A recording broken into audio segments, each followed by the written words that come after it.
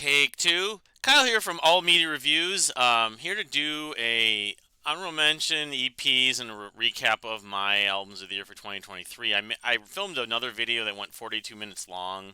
I did this, and I think it was just too long. And I'm just gonna kind of zip through this. I made a list on Rate Your Music.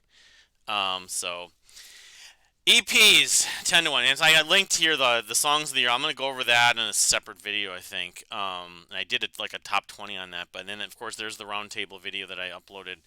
Was it Friday or early Saturday? Um, but yeah, so Mickey Dolenz sings REN, number 10 of the EPs. Radical Face, A Light in the Woods, Book 1. Oh, I have that the way it is. But you fix that.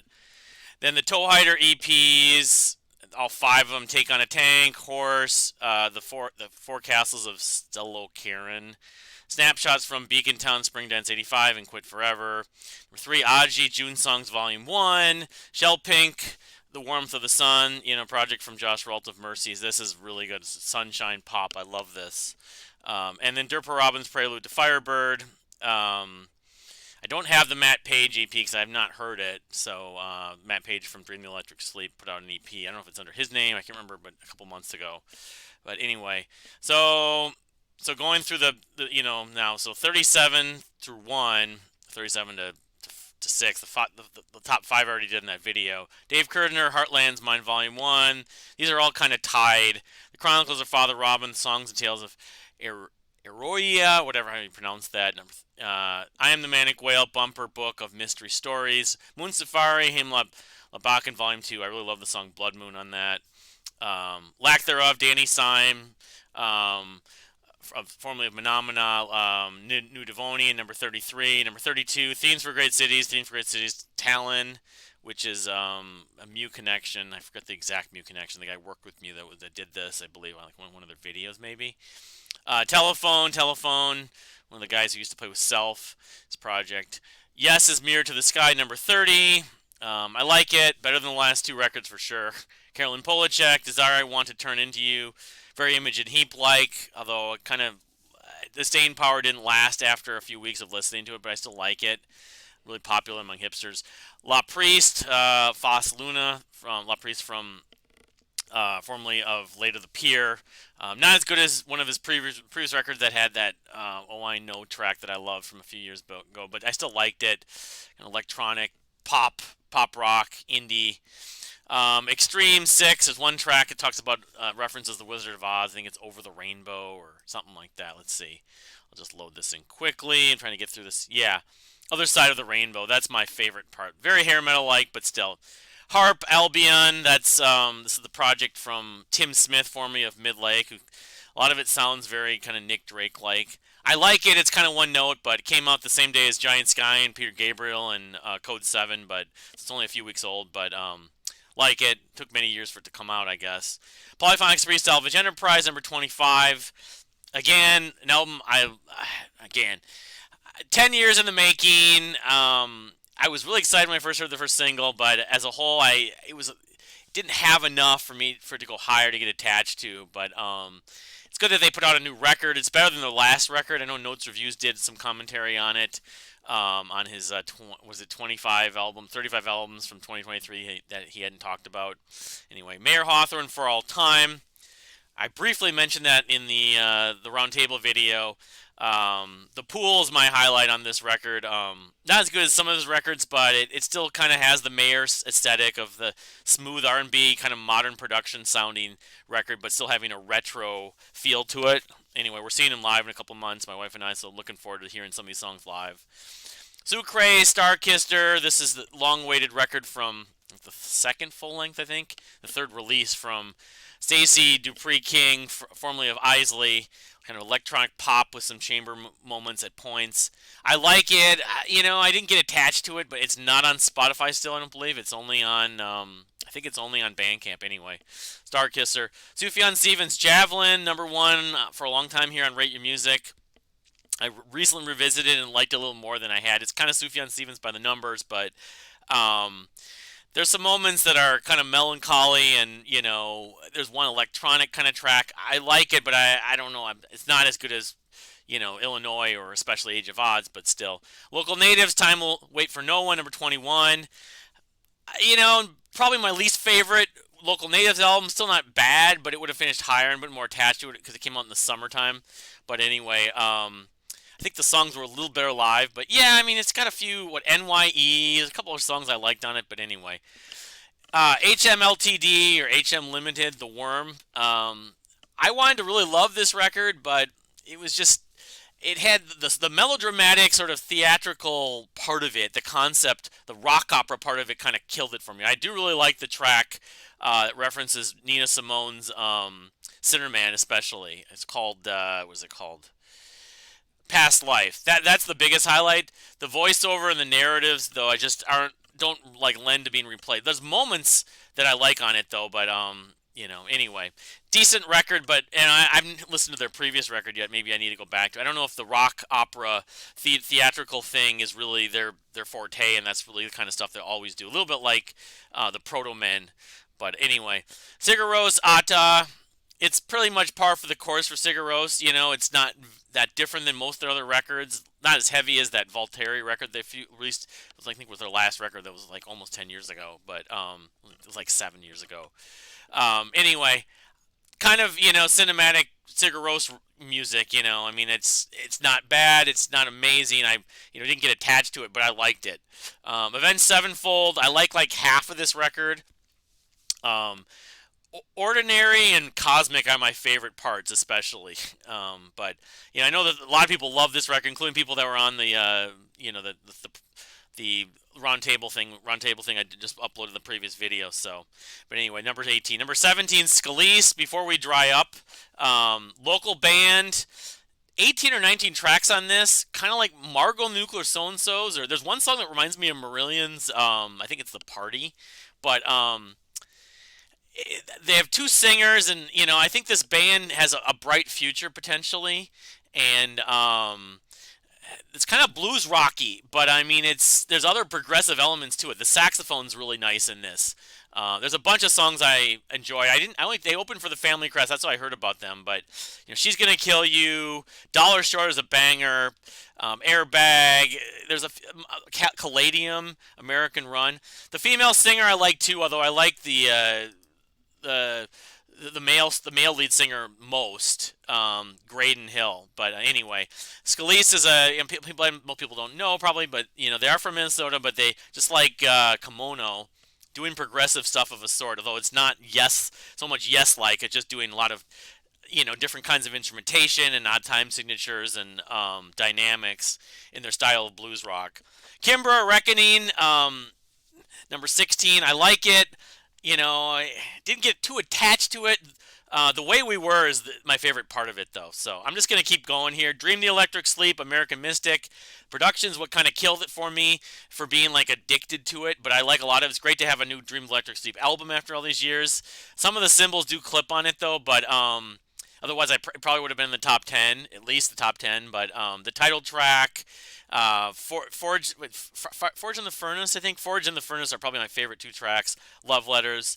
So, yeah, Dream Electric, number 15. Number 14, Jessie Ware's That Feels Good. Not as good as What's Your Pleasure, but still very, very danceable still. The jazz element, there's trumpet actually in parts of it. Very kind of, not cinematic, but what's the word? The atmospheric element really works. Pearls, some of these songs she released like in 2021 or 2022, so they weren't really that new. Begin Again's another one of the highlights. Lightning, good album from Jessie Ware. Good follow-up. Not as good as her previous record, which might be her peak, was kind of her breakthrough. But anyway, Childish Japes and Joanna Teeters, Matters of Life and Death, Part 1, number 13. I love the track Another Dose, especially. That's a banger. Cross Breeze, it's having liked the Reign of Kindo especially, and then of course Snarky Puppy, and more recent, now just getting into Dirty Loops. Childish Japes kind of falls within that kind of spectrum. Joanna Teeters has a great voice, although I still kind of lean a little bit toward Dave Vibes of comparing them, but she does have a great voice. I didn't get as addicted to this record. I was super excited when I heard the first few singles, and it's the first of two records because they recorded like 120 some songs. It was supposed to be a double, so we're probably gonna get a second record from them in the next year or two. But anyway, number 13, number 12, codeseven. I did the go let it in. I did the review for it. Really good atmospheric kind of space rock alternative rock album. And now my kitty cat is having fun on the cardboard box next here. No Kaji, no Kaja, no, no, no. Anyways, my apologies for the interruption. Yeah, I love a lot of this record. I'm still getting to know it because it's only a few weeks old, but that song "Suspect" is probably my favorite. The wall of sound synths at the end of this, but this is just the atmosphere, the flow, and the production, even the vocals. And I never was that big of a fan of their other stuff. I like them live. I mentioned on that review, but so this is like a great comeback, almost a revival for them. I don't know if it means they're going to be more active and doing more music after this, but really great to see. Really great to see them come back and to hear such a great record from codeseven. Squid, O Monolith, number 11. I like a lot of it. A lot of it, the avant jazz part kind of took over some of the content, as opposed to Bright Green Field, which I didn't think it hurt it as much. The singles I really like. The singles are probably my favorite parts of this. The Blades and what's the other one? There's one other single that they released, or Swing in a Dream. But I mean, some people love this album more than Bright Green Field. Again, I'm seeing them live. I really like them, but I have to admit that I didn't get as attached to it as I thought I would, and maybe I had too high of expectations because Bright Green Field was a breath of fresh air. So, anyway, O Monolith. I mean, it's post-punk prog of some kind. If you haven't heard Squid, and the vocal style is not for everyone, or it's sort of an acquired taste.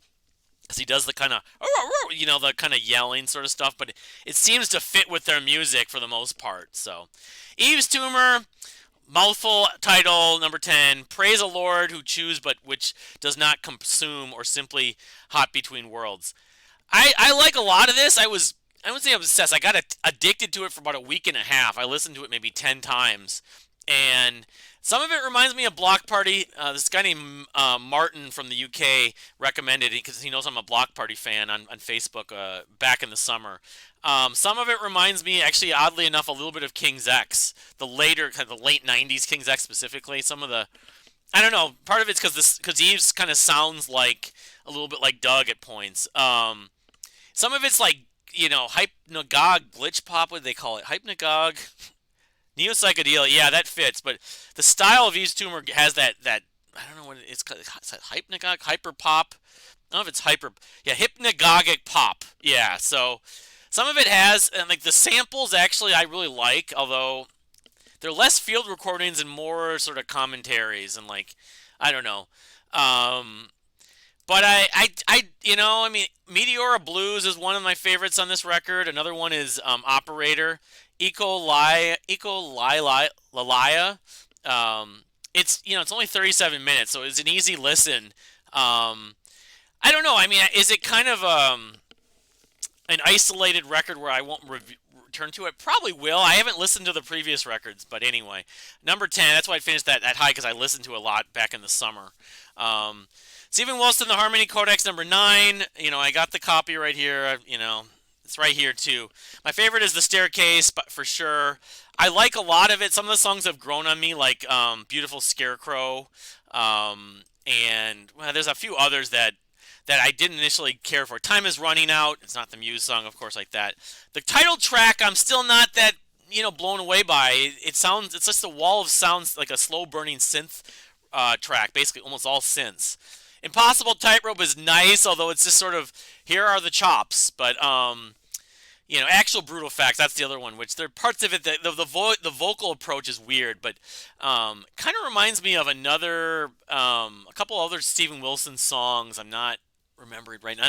Like Blackfield and like a Dead Wing era Porcupine Tree. But Life Brings, another one that's sort of grown on me.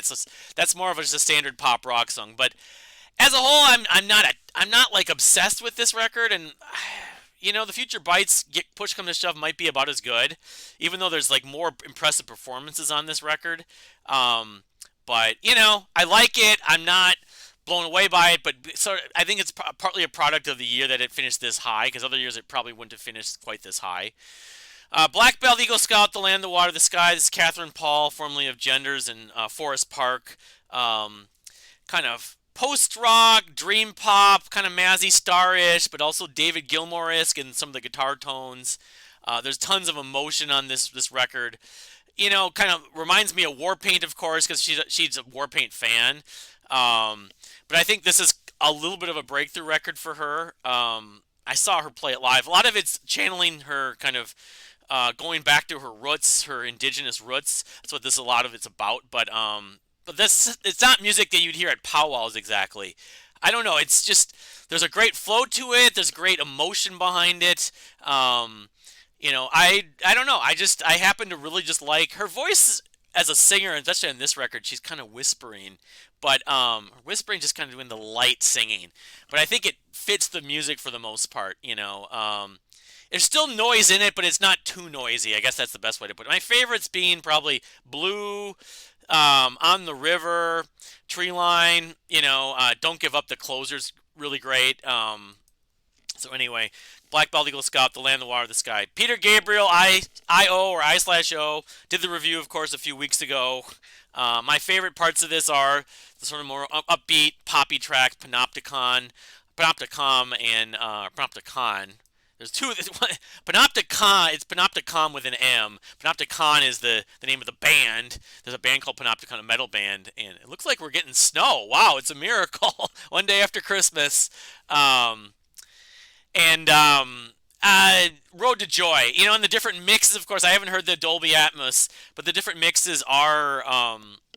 I don't hear dramatic differences. The bright mix seemed to feature more of the trumpet and stuff like that, which I guess I kind of lean toward more. But the actual arrangements are really not that different. Olive Tree is another favorite of mine. The Court.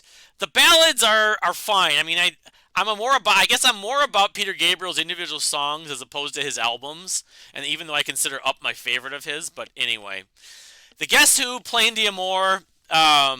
This was a massive surprise. The song came out early in the year. The King blew me away. Granted, it doesn't sound like the Guess Who from the '60s and early '70s or mid '70s. The Burton Cummings Guess Who. It sounds more like Jellyfish or Queen or the Beatles or 10cc, but it's really well produced. Its production is pristine, and every song works on this. Yeah, I mean, is it sacrilege because it's not Burton Cummings? It's not the Guess Who. Maybe it should have been called something else. I know that Gary Peterson's the only original member in the band still, but it's just so well produced. It's so well crafted, and it's like 40 minutes. And I need to get a physical copy. I haven't gotten around to it. The artwork's done by Ionis, who did both work for Fate's Warning on Pleasant Shade of Grey and the Flower Kings for the Rainmaker. He did some other covers I'm not even thinking of. So these are my top 5, which I went over in the video. Team Me, Return to the Riverside, Giant Sky 2, which I'm still getting to know. I got the vinyl, of course. East of the Wall, Neutral Second, love it. Hotel the Laughing Tree, Faraway Friends, absolutely love that record. Keep on, I'm revisiting, it's filled with earworms. And then Small League Sink Ships, Low Tide. I'm a fanboy. Great record. Took whatever 8 years to come out. So that's it for all the EPs and honorable mentions that didn't get mentioned in this big roundtable video. I'm going to publish this on Rate Your Music, and then I'm going to do the playlist, which is linked here, which I'm going to just talk about specific songs. I'll just kind of go through them just like I went through this. I did want to kind of give one last sort of statement about 2023, and it's not exclusive because you do albums of the year. I've done albums of the year since the year 2005, really. I kind of did it before that a little bit on the Mike Portnoy's forum and stuff like that, but really I look at 2005 as the first year I did it. And there are definitely years where I feel like there's not a lot of depth. Other years there's a lot of depth. Other years it's very top heavy. And I'm doing my albums of the year series. It kind of illustrates that. But of course, it's really a lot of times your favorite albums of certain years will be discovered later. 2023 during the year, for my taste, I didn't have a lot of depth, unfortunately. And there's been other years recently like that. I felt like 2021 was a little bit like that in 2020. 2020 was an exception because I was so apathetic about listening to music because of COVID and everything and the way the world was going. Music was just secondary to me. That's partly why. 2019 was a little bit like that too. So we've had a bunch of years recently. 2022 though, I felt like was a really deep year, and it just had a lot of music that I came to love, and got attached to. Um, and there's other years like I feel 2013 at one point was like that. I'm beginning to really love 2013 more. 2017 during the year, I felt like when Mute Math was my album of the year, it kind of was indicative of the year not being as good. And 2018 was kind of similar too. So I guess it's not that weird that 2023 was sort of so during the year for me. Some of it is me and my time that I give to albums and what albums I check out. I know the YouTube prog community, the prog community, the metal community, the prog metal community. I know that they find dozens of albums. Of course, Brendan from Death by Unicorn, and Josh from Heavy Debriefings listen to hundreds of albums every year. I just don't have the time like I used to have to do that.